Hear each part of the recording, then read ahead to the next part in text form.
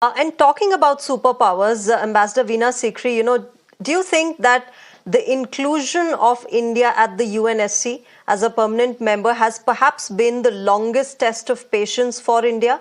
The fact that big Western superpowers do not want countries of the global south to be at that table?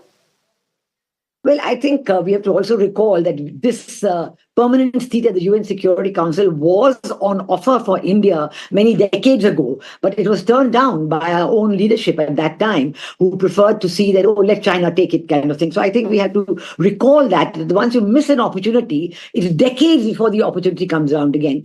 But I think one point is there that the world has definitely recognized now that you cannot have a UN Security Council, the world's highest decision-making body at the multilateral level, without the inclusion of a country like India.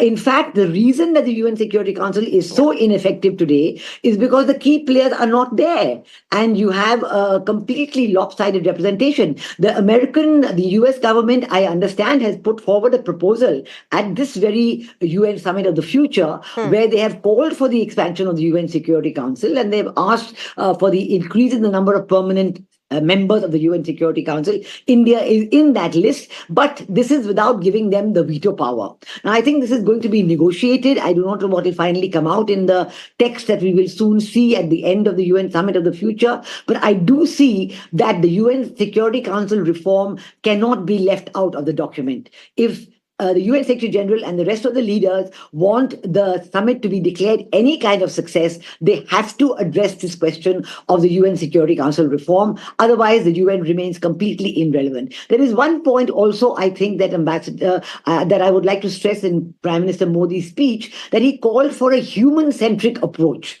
I think this is a very interesting and important point for our Prime Minister to draw the attention of the world to, because, in the world, particularly in America, profits is everything. Money is everything. The bottom line is money. Otherwise, people don't matter. But to take this humanist approach at the world stage and as leader of the global south, for our Prime Minister to remind the world that unless we have a human-centric approach, we will have no solutions that are worth the name, because we're not thinking about the people whom these solutions are meant for. That's the people. We have to put the people first. I think this is very important, what he said.